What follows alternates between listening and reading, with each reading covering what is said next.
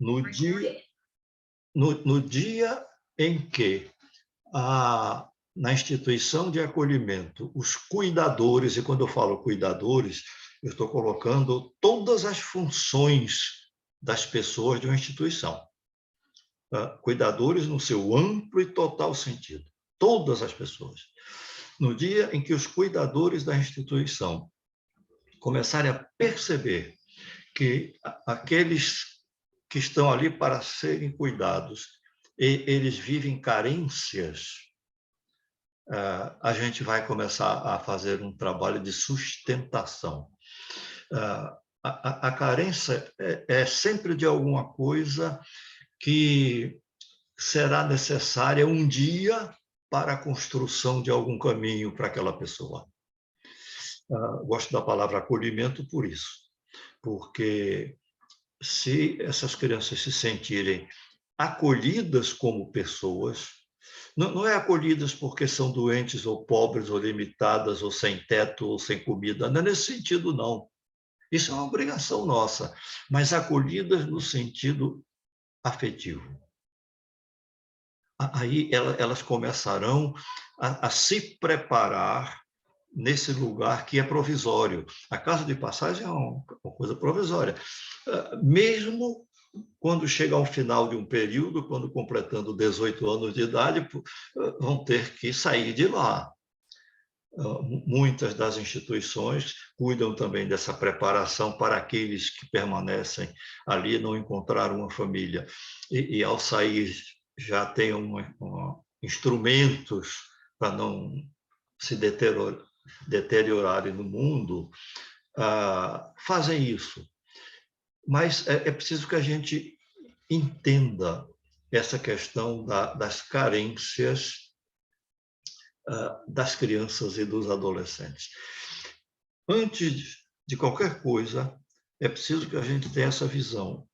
Ali, elas são pessoas.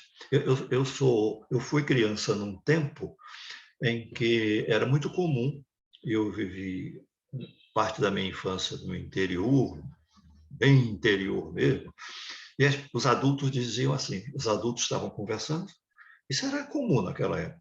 E quando um menino, uma criança se aproximava do grupo, mandavam sair, porque aquilo não era conversa para criança, e muitos diziam assim, criança não é gente. Eu ouvi muito isso. Muito isso. Hoje não se ouve falar mais isso, porque isso talvez deva ser até enquadrado em algum capítulo da lei que deva se punir uma pessoa que faz isso. O que a criança é, sobretudo, é isso, ela é gente, ela é pessoa. Por isso que os cuidadores de uma instituição de acolhimento devem ser, todos eles, especialistas em pessoa, especialistas em gente. Não estou negando as especializações técnicas, tecnológicas, não. A instituição precisa de pedagogos, de psicólogos, de todas as pessoas que tenham uma forma de conduzir uma criança e um adolescente nessa situação de abandono. Não existe nenhuma criança, nenhum adolescente que esteja numa instituição de acolhimento que não viva um sentimento de abandono. E eu vou explicar essa minha rigidez na afirmação. Por exemplo, mesmo uma criança cuja mãe biológica morreu do parto dela, e essa criança, então, foi para uma instituição de acolhimento, porque ninguém foi procurá-la, essa criança vai viver um sentimento de abandono. Quando uma criança, em qualquer idade, e eu falo da primeira infância, pelo menos, perde a mãe ou o pai, e sobretudo a mãe, por morte, essa criança constrói inicialmente um sentimento de incômodo, até eu diria de raiva da mãe, porque a mãe o abandonou. Ela não tem a compreensão do que significa aquela ausência da mãe naquela circunstância. Depois ela vai se resolvendo. Então, veja, as crianças que estão numa instituição de acolhimento, elas vivem um sentimento de abandono. Ora, nós que cuidamos dessas crianças na instituição, temos que saber lidar com isso. Temos que saber entender o que fazer. Às vezes, o que fazer não é o que falar, é o como estar. Nós nos desenvolvemos na nossa visão de mundo, considerando 3 coisas básicas, que é o ser, o estar e o fazer. Então, a vida humana se compõe desses 3 grandes estágios. Só que, ao longo do tempo, foi havendo uma distorção disso aí, e parece que a ênfase imensa passou a ser no fazer. E foi se deixando de lado o estar e foi se esquecendo do ser, o ser pessoa. Quando a gente começa a se perceber como pessoa, a gente pode estar bem com as pessoas. E, vivenciando esse processo do ser e do estar, a gente está pronto para fazer qualquer coisa no mundo. Então, é nesse sentido que eu digo, nós temos que olhar para essas crianças assim. A leitura ajuda, ouvir as pessoas com um pouco mais de experiência também ajuda. Exercitar-se no perceber as diferenças do outro dentro de uma instituição. Há uma tendência de a gente tentar padronizar os comportamentos. Claro, há certos comportamentos dentro da nossa comunidade humana que nós entendemos que são bons e que são necessários, então a gente padroniza. Mas é preciso muito cuidado para não tentar padronizar sentimentos, emoções, ritmos. Isso não se padroniza. Eu tenho uma queixa contra a estrutura escolar, que nas escolas, por mais desenvolvidas pedagogicamente que sejam, há algumas coisas que elas não conseguiram resolver ainda. Dá um exemplo simplíssimo. As tais provas que se fazem nas escolas para avaliar a aprendizagem, que nem sempre prova muita coisa, mas faz-se a prova. Umas questões, algumas coisas a responder, a descrever, e dão, vamos admitir, 2 horas para se fazer aquilo numa turma de 30 alunos. Quando terminam as 2 horas, recolhe-se aquelas provas no estado em que elas estiverem, pela metade, 1/3, como forem. Isso é injusto, porque o ritmo das pessoas é pessoal, é diferente. Há alunos que, se ficasse ali 3 horas, 4 horas, conseguiriam fazer mais do que fizeram até aquele tempo. Há outros que conseguem fazer numa hora e meia hora. E há outros que não conseguem fazer em tempo nenhum, porque são pessoas com características próprias. Então, a padronização do comportamento é uma coisa que é muito delicada, muito difícil de lidar numa instituição de acolhimento. Primeiro, que aquelas crianças e aqueles adolescentes não tiveram determinadas aprendizagens iniciais sobre as quais poderão desenvolver outras. E a gente vai ter que apresentar determinados hábitos, determinadas condutas, e isso exige uma paciência extraordinária. Paciência não tem limite, no meu entendimento. Eu seria até radical.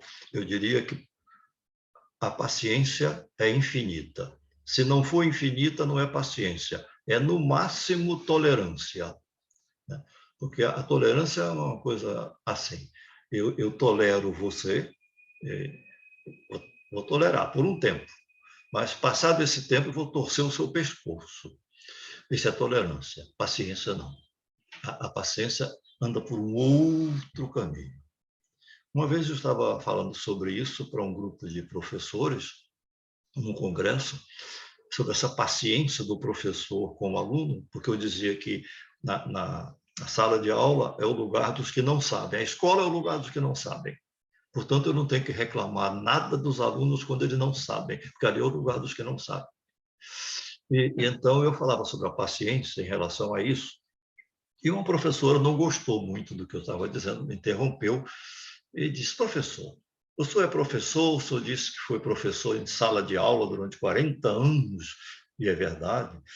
E como é que o senhor diz que a paciência é infinita? O senhor sabe que, às vezes, a gente tem muita paciência com certos alunos, mas eles nos cansam tanto que a gente se cansa de ser paciente. Como é que a gente faz? O senhor disse que a paciência é infinita. Então, eu dei a solução do problema dela imediatamente. Digo: olha, quando você se cansar de ser paciente, você descansa e continua a ser paciente. Ela não gostou muito da minha resposta, mas é exatamente assim: a paciência é infinita. A gente se cansa e a gente descansa, e assim a gente vai.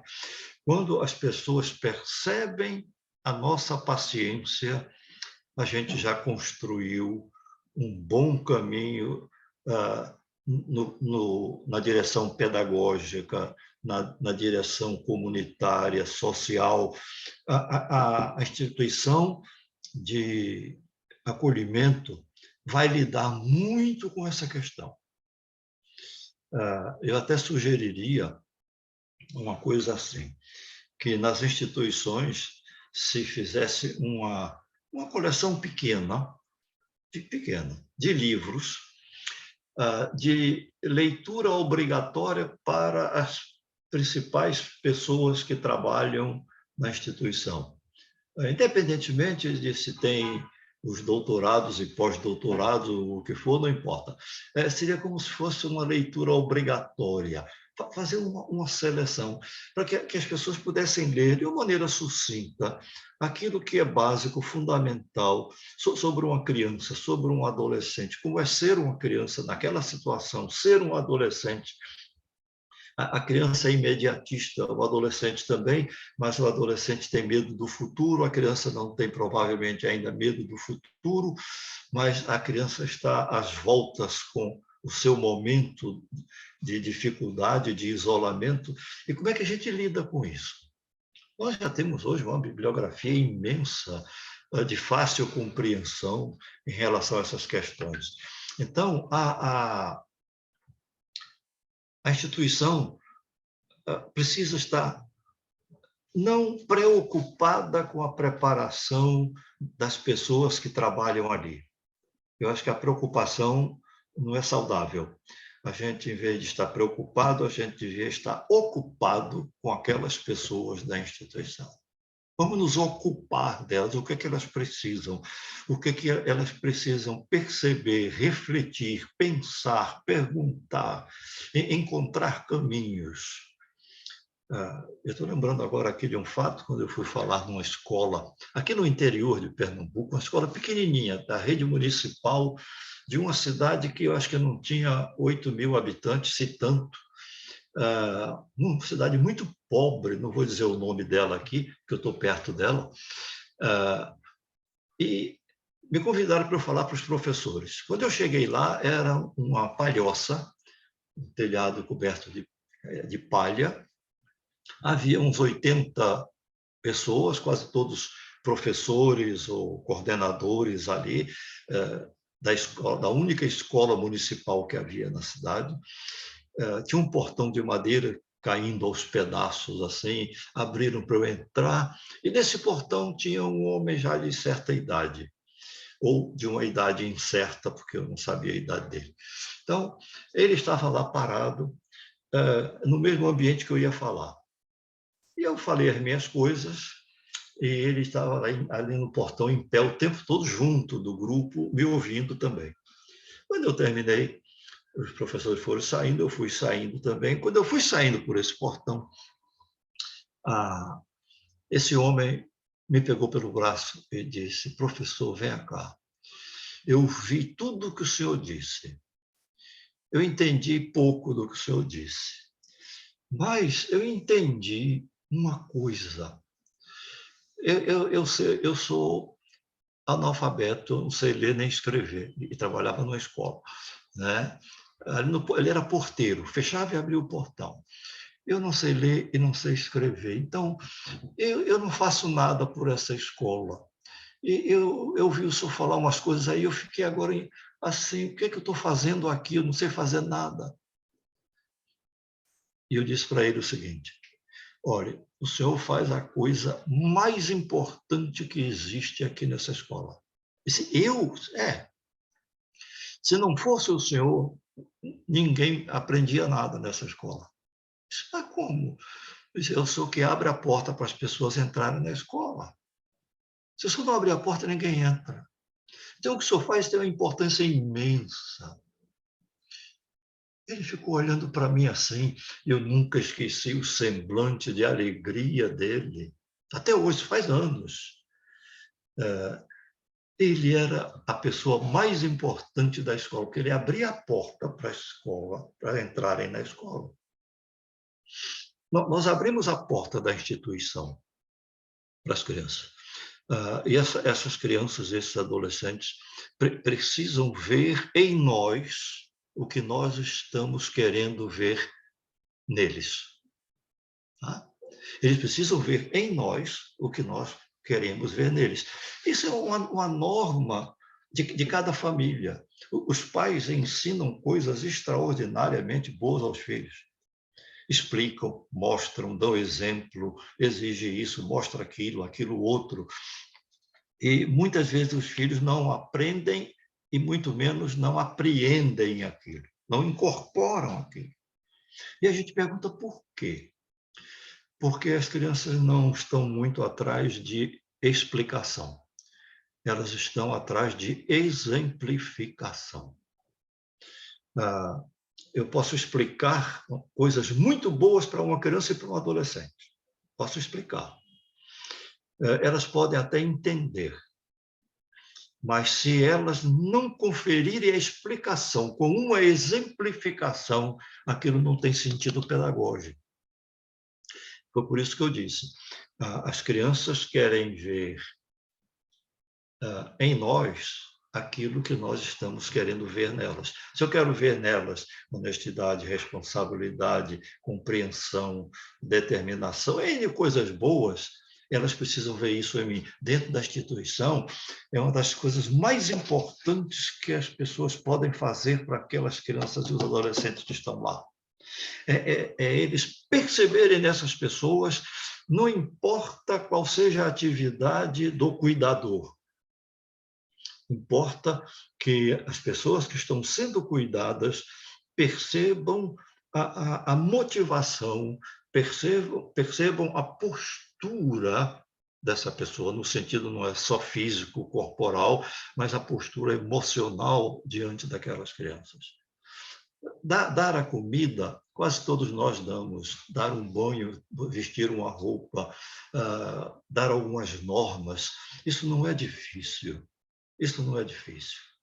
Agora, a gente mostrar, e mais do que mostrar, demonstrar, esse é o grande trabalho que a gente pode fazer numa instituição.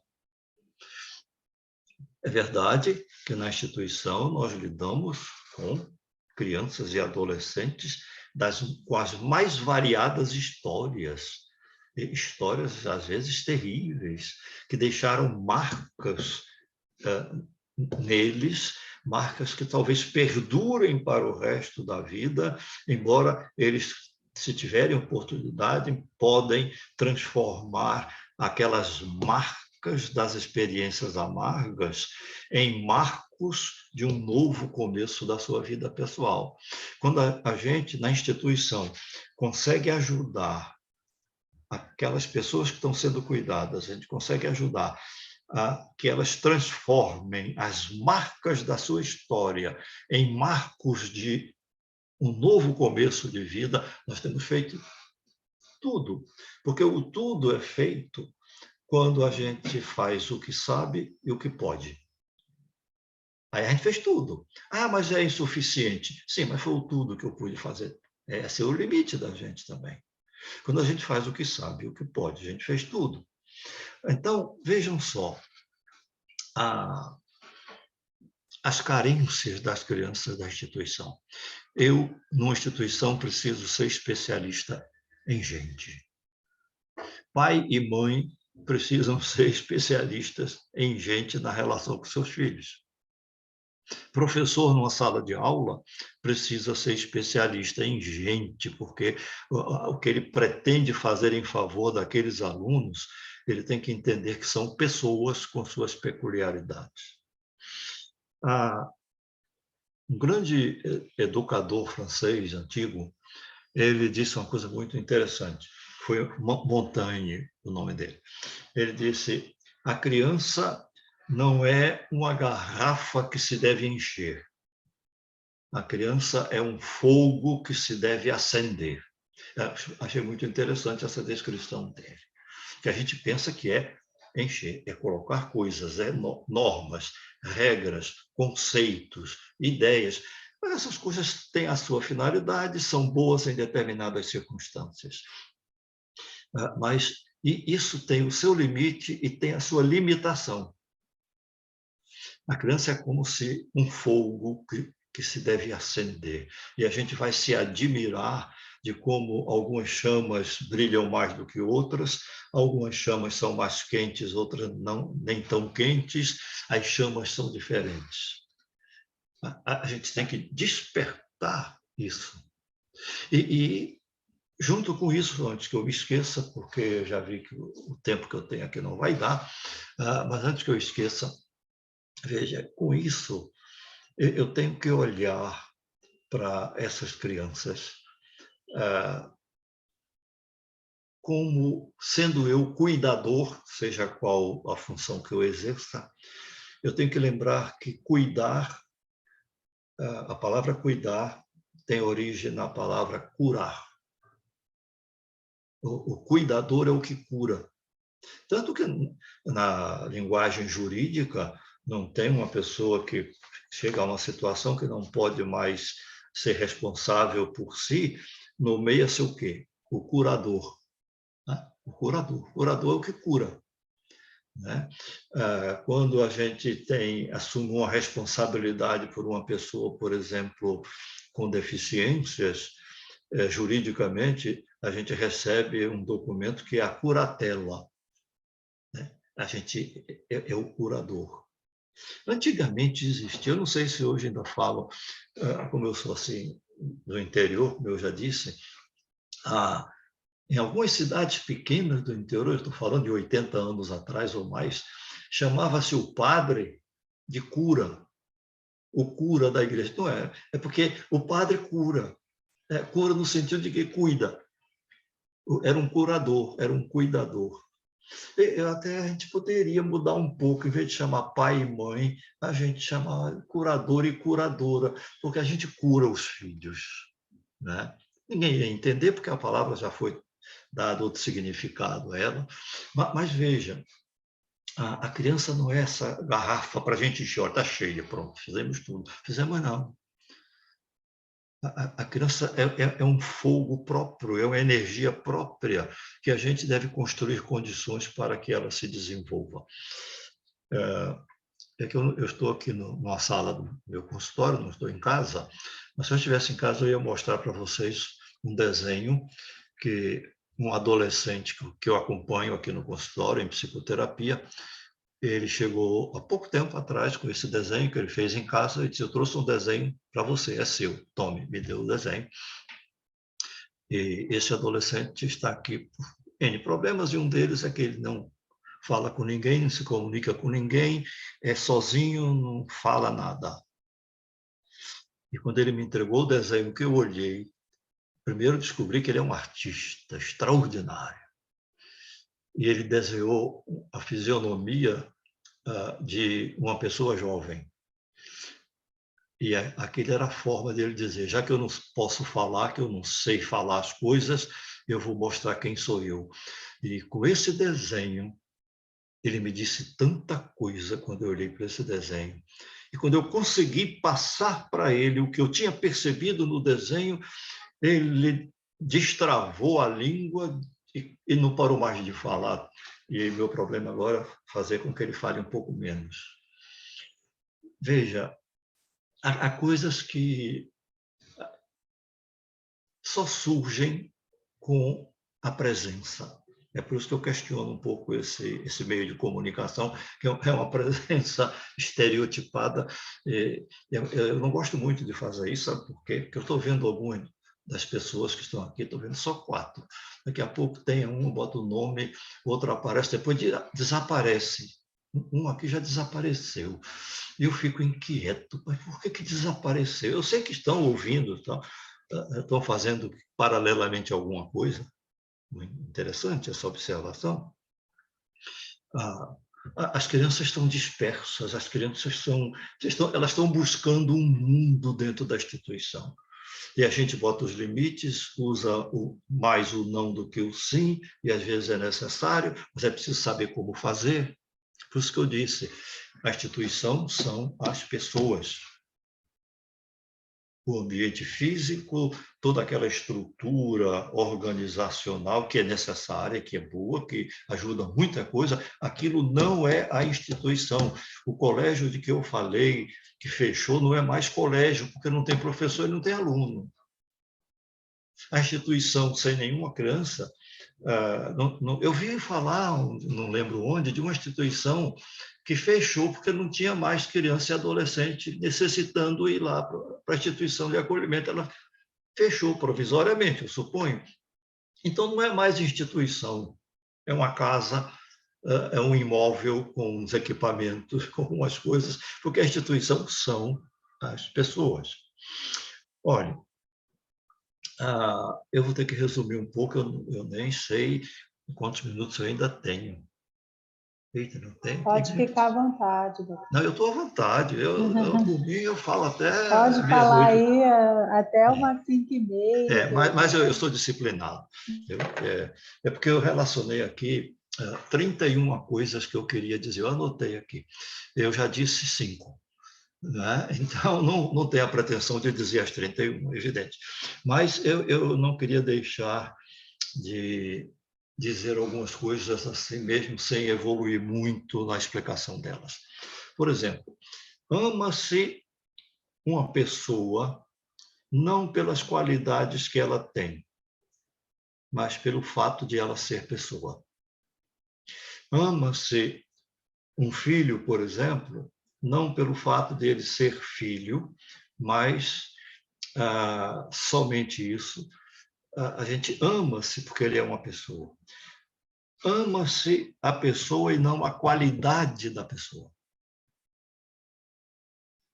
Às vezes, a gente fica entusiasmado com uma pessoa que tem certos dons, certos talentos e tudo mais, e a gente se liga àquela pessoa. Às vezes, é um amor às qualidades e não à pessoa em si. Olha, as pessoas têm que ser aceitas, independentemente se nós aceitamos o seu comportamento. Veja a dificuldade. Na instituição, a gente tem histórias diferentes, histórias mais traumáticas, menos traumáticas, limitações, visões diferentes em criança e adolescente. É uma diversidade enorme. E esses têm que ser amados na sua diversidade.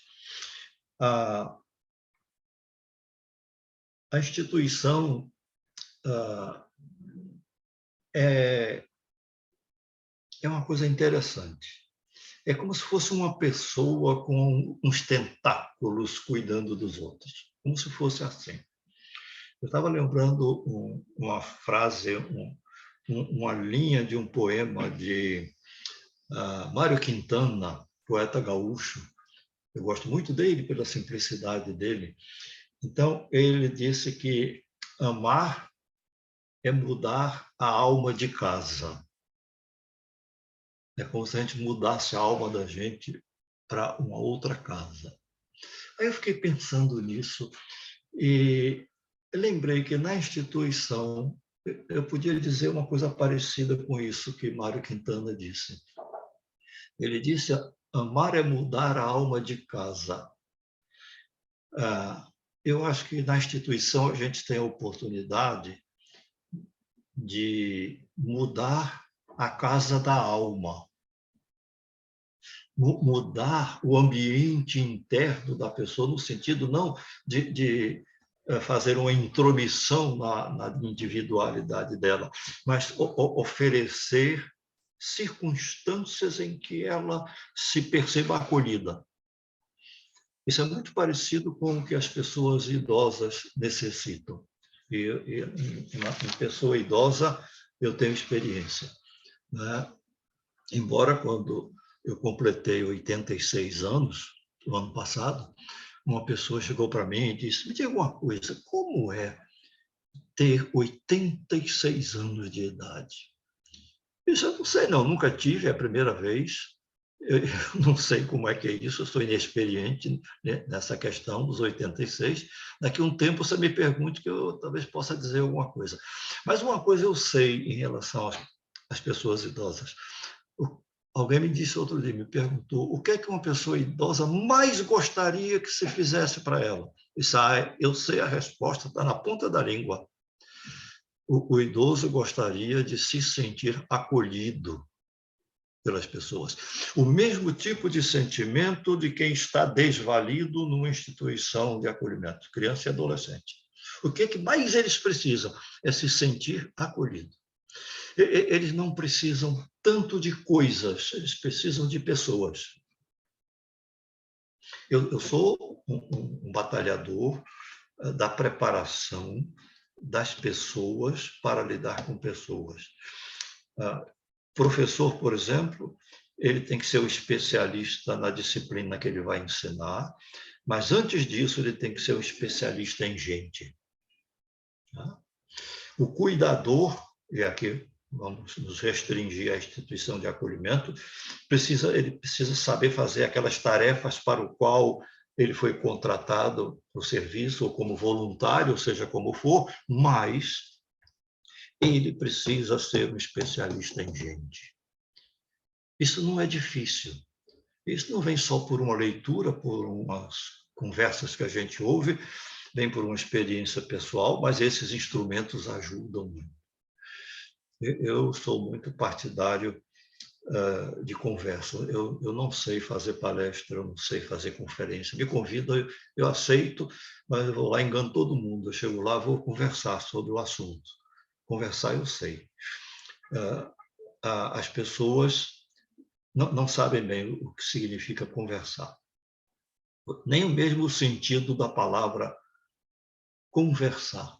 Conversar vem de duas palavras latinas, que é cum, que significa com, para nós, e versare, que é dar voltas. Então, conversar é você dar voltas com o outro, seja em que assunto for. Não é dialogar simplesmente, não é discutir, não é argumentar, não, é conversar. E as coisas vão fluindo e as pessoas vão absorvendo como os pingos que caem em uma esponja, e a esponja absorve, ninguém mais vê os pingos, mas eles estão na esponja. O cuidar é isso.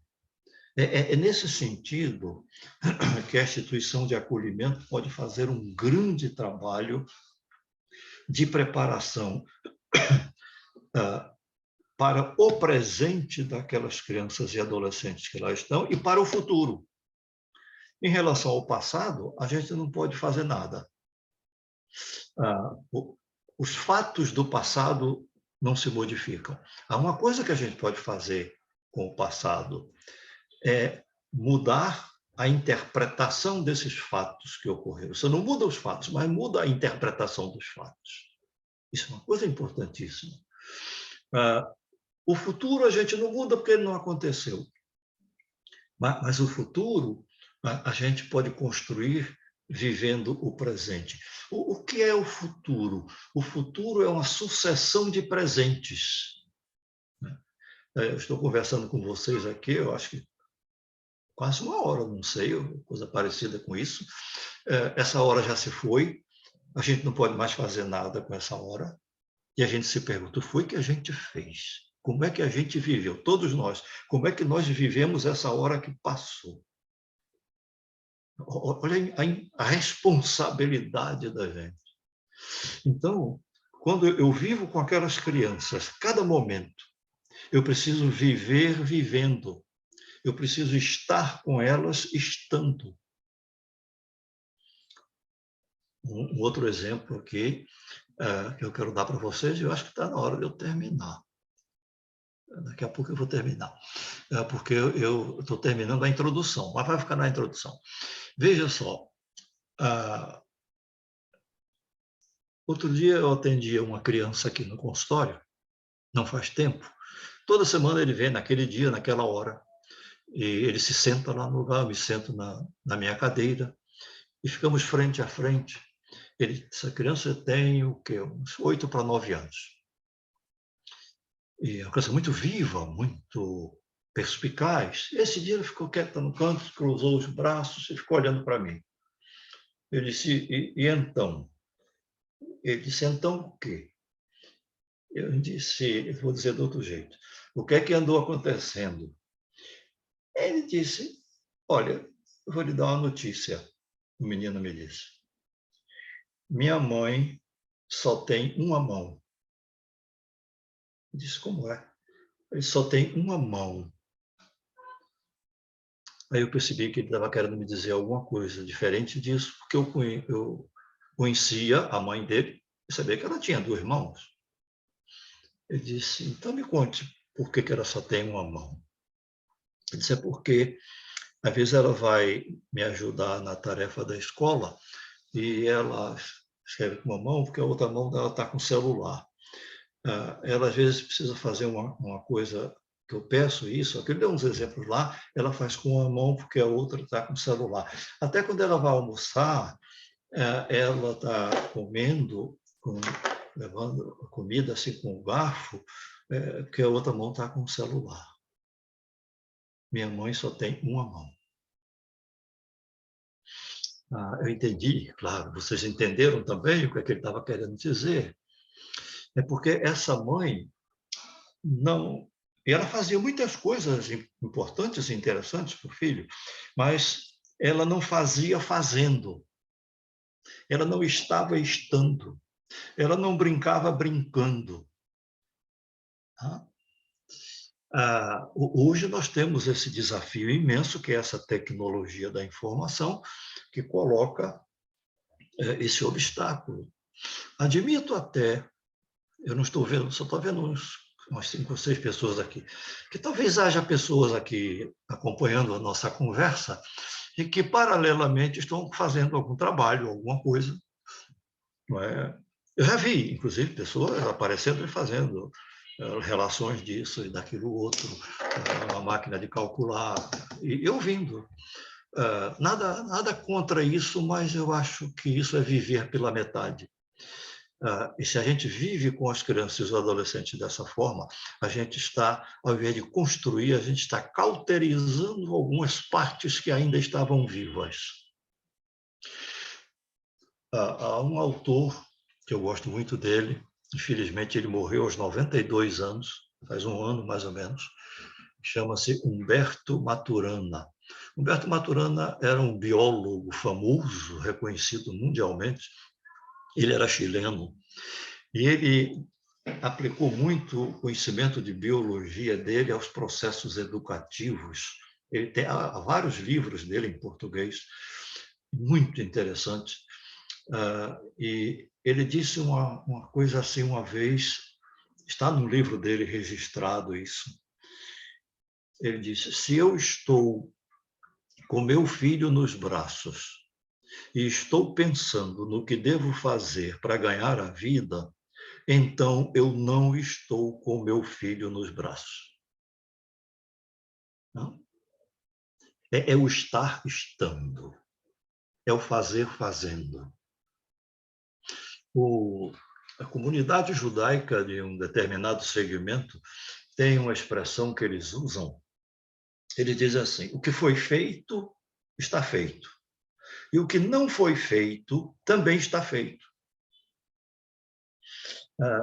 Sim, claro. O que eu fiz está feito. E o que eu não fiz, também está feito de uma outra maneira, de uma outra forma prejudicial que seja, mas está feito. O não fazer é um fazer perverso. O que a gente não faz para o outro é uma forma de fazer perversamente. Numa instituição de acolhimento, a gente tem que olhar para o que faz, para o que não faz. Quando eu faço alguma coisa, eu preciso estar integrado naquilo que faço.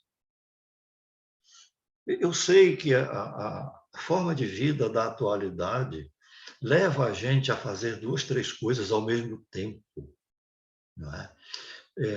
Em alguns momentos até isso funciona, mas quando se trata da vivência e da educação e do acolhimento de pessoas, e pessoas, inclusive, na sua formação, ou no caso das pessoas idosas, na sua descendência em relação à curva de vida, né? Os idosos vão ficando mais dependentes de uma coisa, noutra. E a gente tem que olhar para eles em relação a isso. Olhar para a criança que está subindo os degraus e não sabe até onde essa escada vai. Então, essa preparação da pessoa que trabalha numa instituição de se preparar para lidar com pessoas. Eu acho que devia haver uma coisa mais insistente, persistente, até mais aprofundada nesse aspecto. É muito mais, é simples você dizer, olha, você tem essa tarefa, vai fazer isso, as crianças acordam essa hora, a hora da escola é essa, a gente conduz dessa maneira. Isso é uma coisa muito simples de aprender. E se faz muito bem isso é bom que se faça. Ter as normas, ter as regras. Mas quando se trata de olhar a outra pessoa, a criança ou o adolescente da instituição, como pessoa, na sua singularidade, aí é diferente. É muito diferente. Olha, pelo meu relógio aqui, já são, na minha hora, são 6h05. Aí deve ser o quê? 1 hora menos. Aí que eu digo, porque tem gente de vários lugares, não sei. Mas aqui no meu fuso horário são 18h05. Deixe eu só dizer mais umas 2 coisas, e assim eu vou fechar. Se a gente tiver outra oportunidade, um outro dia, a gente reflete sobre mais algumas que compõem esse quadro. Olha, a instituição, quer queira, quer não, ela será sempre algo provisório na vida da criança e do adolescente. É muito interessante isso. É uma das grandes qualidades da instituição de acolhimento, é ser provisória. É como eu entendo a relação entre pais e filhos, por exemplo. Os pais podem ser considerados vencedores na criação e na educação dos seus filhos quando eles não forem mais necessários para os filhos. Isso é extraordinário. A minha grande conquista aqui no meu trabalho, no consultório, o meu grande prêmio é quando eu acompanho uma pessoa que é por meses, algumas até por anos, e depois a gente chega a uma conclusão, a pessoa olha para mim e diz, olha, eu não venho mais aqui. Eu disse, por quê? Ele disse, porque eu não preciso mais disso aqui, não. Isso aqui não está me dando mais nada. Eles estão dizendo assim, você não é mais necessário para mim. Essa é a minha grande conquista. Eu deixar de ser necessário para eles. Os pais são vencedores quando deixam de ser necessários para os filhos. As instituições de acolhimento são vencedoras quando as crianças não precisam mais dela, da instituição. E ainda mais, eu acompanho muitas crianças e muitos adolescentes que foram adotados, que passaram pelas instituições, e algumas me contam como eram as instituições, não vou dizer nada aqui, mas me contam. E algumas dizem que olha, foi muito bom quando eu estive na instituição.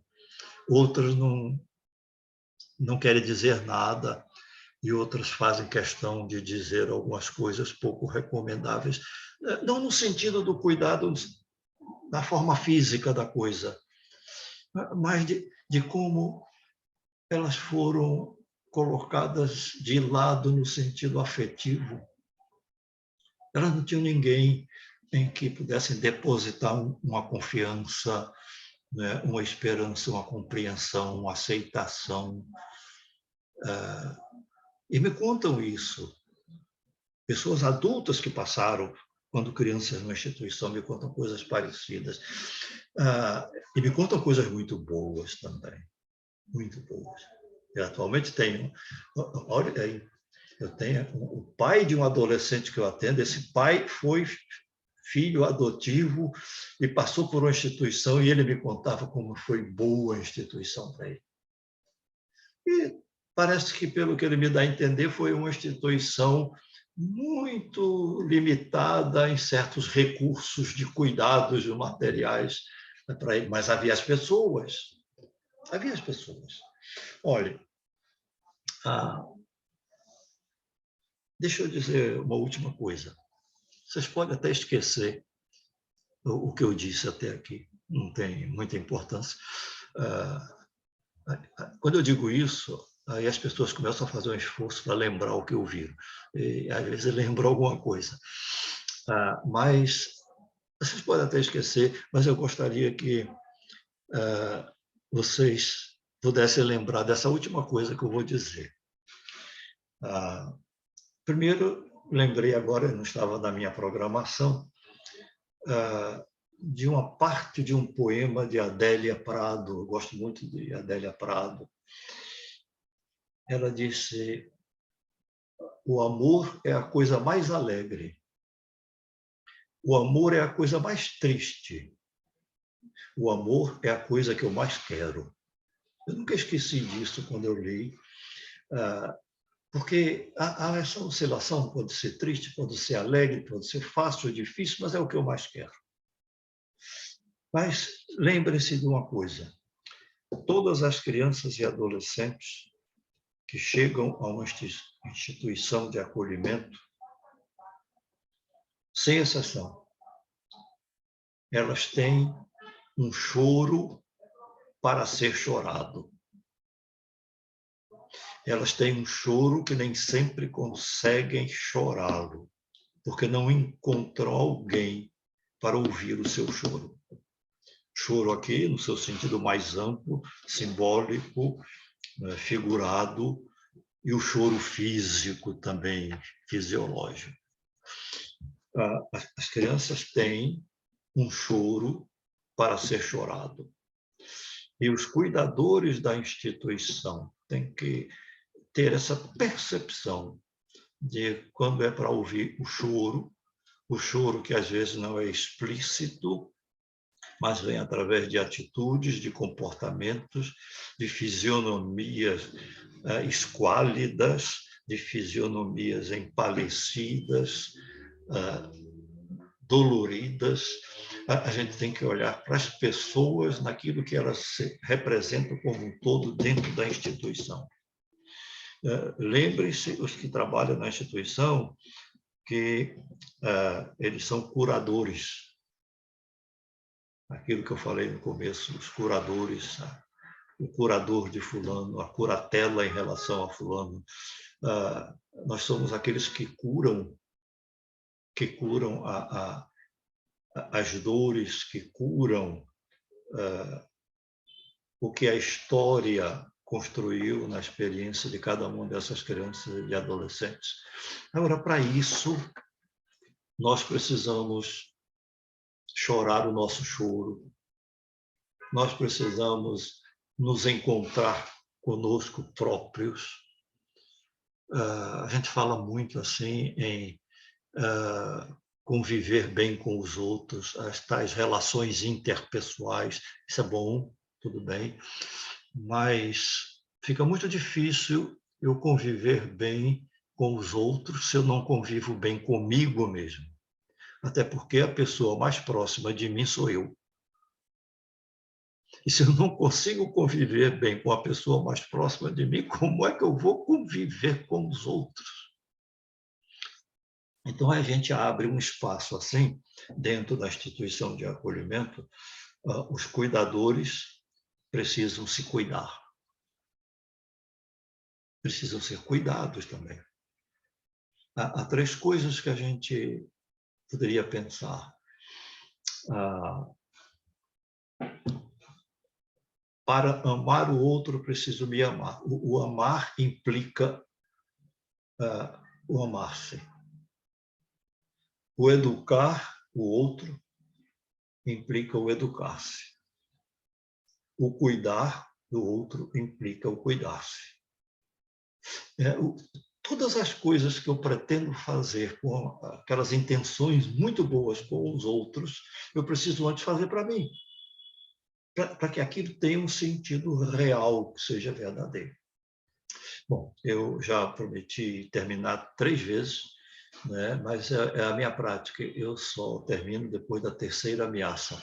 Então, aí eu vou deixar para uma outra oportunidade, se a gente tiver, a gente trocar ideias sobre isso que foi introduzido aqui, colocado sobre a mesa, e agora nenhuma das pessoas que ouviu isso pode dizer: eu nunca ouvi nada sobre isso, eu não sabia o que era isso, agora já sabe, e cada um passa a ser, junto comigo, corresponsável por essa situação.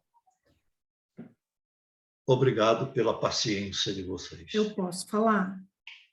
Pode, eu não posso proibir. Vá. Deise, eu posso falar? Deise, o negócio é o seguinte, doutor Luiz, o senhor faz a gente ser mais gente sempre. E tudo que o senhor falou é maravilhoso e contribui no crescimento. Antes de eu lhe fazer a pergunta, eu quero fazer esse comentário. Mas me deixou muito inquieta a sua fala. O que fiz está feito, o que não fiz também está feito. Dói. Isso dói. Porque eu vejo em nós, na sociedade, tanto que não é feito. Então, marcou muito isso para mim. Desculpa, o senhor sabe que eu sou chorona. Mas eu disse que há choro que tem que ser chorado, não é? Mas eu gostaria de lhe fazer uma pergunta. Lá no começo, o senhor disse que as crianças podem transformar as dores em marcos para a transformação, né? Aí eu pergunto, se isso é diferente para as crianças que são abandonadas recém-nascido e vão para as famílias adotiva recém-nascida, das crianças mais velhas que sofrem, além do abandono, violências físicas e outras coisas mais. Pode falar para a gente? Veja, é a mesma coisa em momentos diferentes, né? Porque uma criança recém-nascida, a própria expressão já está dizendo, ela nasceu recentemente. Mas o nascer implica uma formação anterior. Os tais 9 meses de uma gestação, que são a formação biológica, física, né, do indivíduo humano, nesse processo de formação, no útero materno, ela não é desprovida de sentimento, nem de percepções de uma certa forma. Ela é parte integrante do corpo dessa mãe. Não somente ela recebe coisas através desse corpo, como ela recebe coisas através desse corpo que estão fora desse corpo da mãe. Então, é uma área ainda conhecida, mas não na sua extensão, como gostaríamos, mas a gente sabe que há crianças recém-nascidas que já vêm com determinadas marcas. Eu não estou falando aqui de nada genético, estou falando daquilo que foi absorvido durante aquele período da gestação. Há um biólogo suíço chamado Adolf Postman, quando ele diz que nós nos formamos em um útero biológico e, ao nascer, continuamos a nossa formação no útero social. A instituição de acolhimento é um útero social. O desenvolvimento continua. Quando eu falei no que foi feito, está feito, o que não foi feito, também foi feito, e você se emocionou com essa história, e é bom que seja assim, porque o não feito deixa uma marca. Então, no caso das crianças, por exemplo, que nascem, passam um tempo em famílias inadequadas ou foram abandonadas dessa ou daquela forma, a gente até entende melhor que elas tenham uma marca, que aquilo precisa ser colocado um linimento, né? Alguma coisa que acalme, e conduza e renove e tal. Então, o recém-nascido não teria isso. Veja só, teria sim, em outros termos, porque quando se corta o cordão umbilical no nascimento biológico, cortou-se a ligação com a origem. Ela já traz uma história daquela origem dos tais 9 meses e ela começa uma história do desligamento. Desligou-se da origem. Quando a gente discute muito, olha que eu estou no movimento da adoção há mais de 50 anos. Mais de 50 anos. O meu filho mais velho, o primeiro que eu adotei, que foi recém-nascido, com 24 horas recém-nascido. Ele está hoje com 48 anos, né? Então, há mais de 50 anos que eu estou nessa trilha. Então, veja, a criança ela precisa de ter uma ideia ou um sentimento em relação à sua origem. Então, se fala muito, deve-se contar, e para nós não, isso não é problema mais, deve-se contar sobre a história dela, que ela foi adotada e tal, e quando se está bem, deve-se contar a partir de quando? De sempre, né? De tantas pessoas me perguntarem isso ao longo dos anos, um dia eu resolvi escrever um livro só sobre isso. Não sei nem se está por aqui, não estou na minha sala, não. Mas tem um livro sobre adoção aqui. Aí eu resolvi escrever um livro que deu um título que hoje eu não daria esse título, daria um título diferente, que é Adoção, Origem, Segredo e Revelação. Eu tiraria a palavra revelação. Mas a origem é importante, né? Não no sentido biológico da história, porque a origem baliza o processo de viver. Nós não podemos negar a uma pessoa a sua biografia. A biografia é um direito pessoal, porque nós precisamos ter alguma ideia dessa origem. Origem não são os fatos concorrentes de uma história, mas é a origem em si.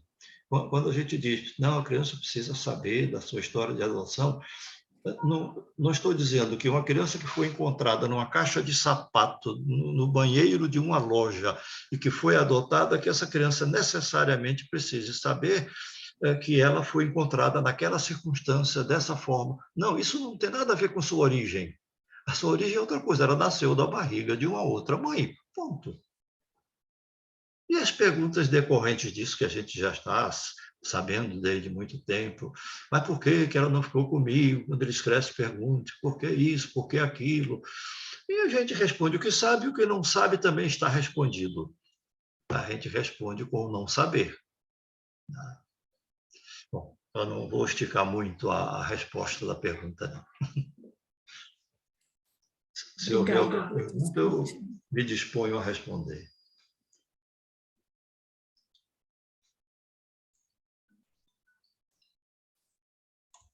Pronto. A Deise precisou sair, doutora Schettini, e pediu para mim fazer umas considerações com o senhor aqui. Tudo bem. O senhor poderia falar para nós, nesses últimos minutos que ainda temos aqui, uns 15, 17 minutos, sobre o seu entendimento e as suas considerações sobre acolhimento familiar? Sobre acolhimento familiar? Sobre as famílias acolhedoras. Isso é uma coisa que eu nunca digeri muito bem, não é? eu ainda considero isso, isso ainda precisa a gente pensar um pouco mais. Pensar um pouco mais não quer dizer que eu faça restrições, não é isso, não. É porque quando a gente fala família acolhedora, a gente pergunta se essa criança for adotada por uma outra família, o que é que vai se passar na intimidade, na interioridade dessa criança. De qualquer família, de qualquer maneira, eu acho que a família acolhedora cumpre uma função. Mas aí essas famílias acolhedoras, no meu entendimento, precisam passar por uma certa preparação muito bem feita para isso. Muito bem feita, né? Sobretudo se há outras crianças ou outros adolescentes, né, nessa família acolhedora. Olhe, é melhor do que família nenhuma. É melhor do que família nenhuma. De qualquer forma, constroem-se amizades, afinidades, relações afetivas muito boas e que depois tomam uma outra forma. Se eu perguntar a vocês, por exemplo, se vocês têm, cada um de vocês tem amigos, mas eu quero perguntar sobre aqueles grandes amigos. Eu acho que cada um vai ter poucos. Os grandes amigos. Eu, um tempo desse, comecei a fazer uma relação dos grandes amigos que eu tive na vida. Eu cheguei até o número de 6. Eu tive muitos amigos, eu tenho muitos amigos, né? Conheço pessoas que têm 5.322 amigos no Facebook. Não são amigos, evidente. Nós temos amigos com quem não temos muita aproximação, mas aqueles grandes amigos, eu até hoje só tive 6. Desses 6, 5 já morreram idosos, todos 5, e tem um que está com 92 anos, o último da relação, está com 92 anos hoje. Eu não falo com ele há 10 ou 12 anos. Sei que ele está no Rio de Janeiro, mas não consigo falar com ele, nem ele comigo, mas continua sendo um grande amigo. Um grande amigo. Então, veja, as amizades se constroem, a família acolhedora pode ser um episódio muito bom na história de uma criança que ficou nesse contexto. Não faço restrições, mas a única coisa que eu penso que devia ser feita era uma instrução mais bem elaborada para o desempenho dessa função de família acolhedora. A gente fica muito centrado no empenho das coisas e se esquece um pouco do desempenho. Desempenho não é desfazer o que o empenho fez, não. A língua portuguesa tem essas ciladas. Mas o desempenho é a continuidade do empenho.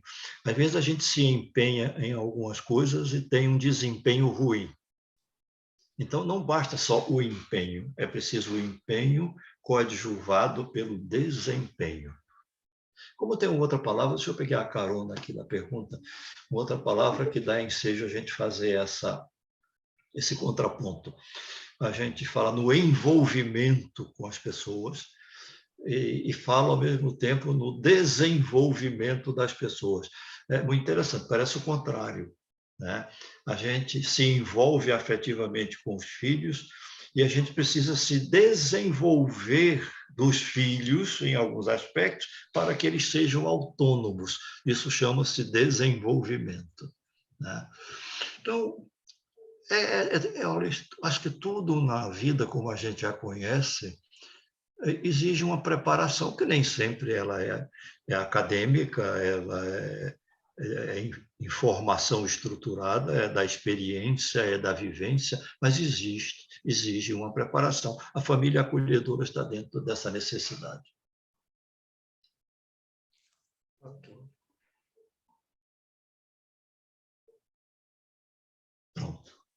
Muito bem. Alguém tem alguma pergunta aí? Aí no chat não tem mais nenhuma, né? Só comentário elogiando o senhor, doutor Luiz. As pessoas não sabem o que fazem, às vezes.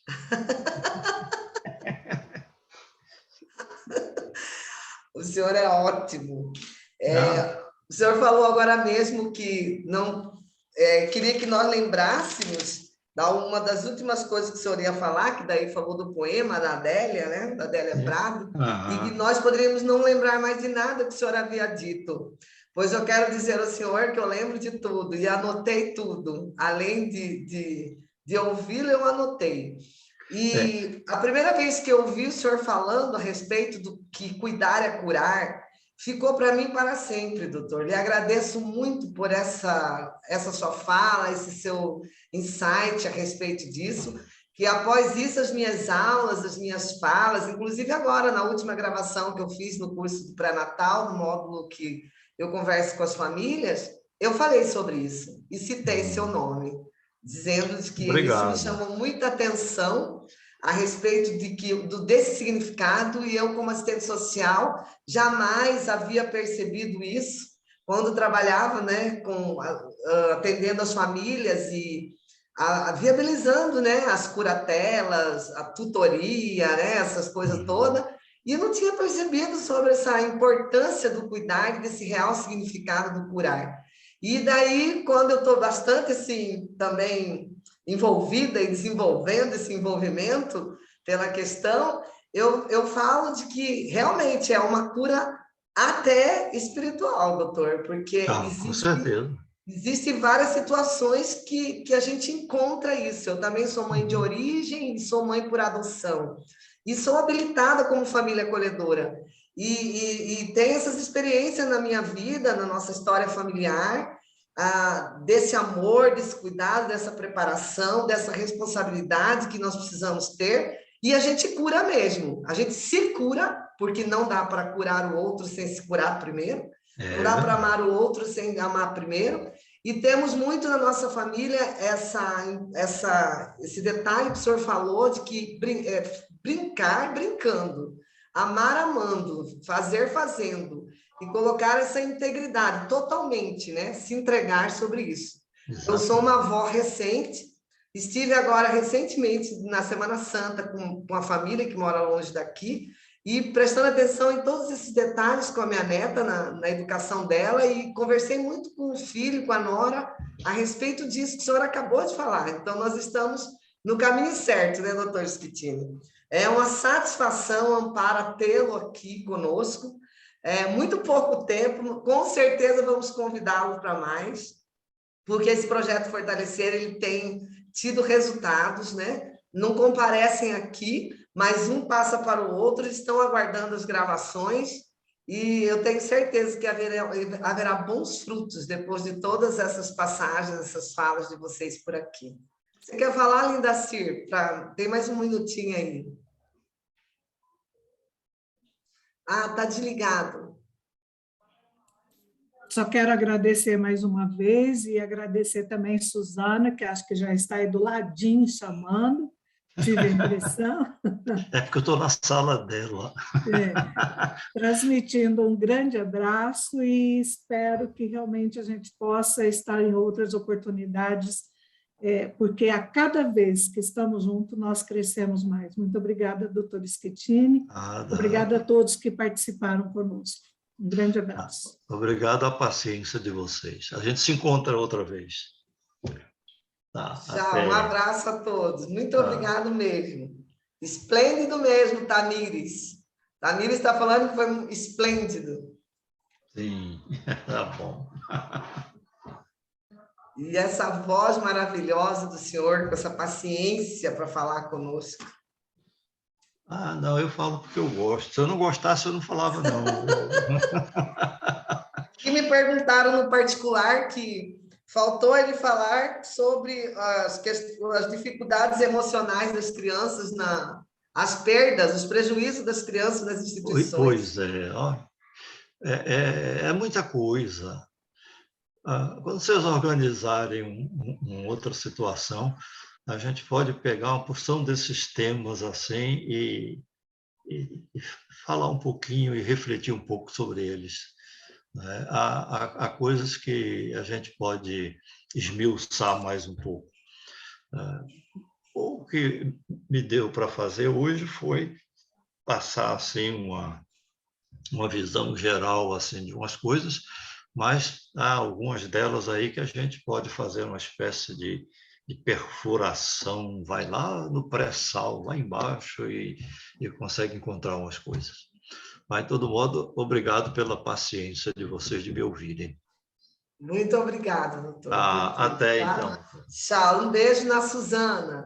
Com certeza. Obrigado pela participação, colegas dos municípios do estado de Mato Grosso. Muito obrigada. Que bom que vocês estão aí.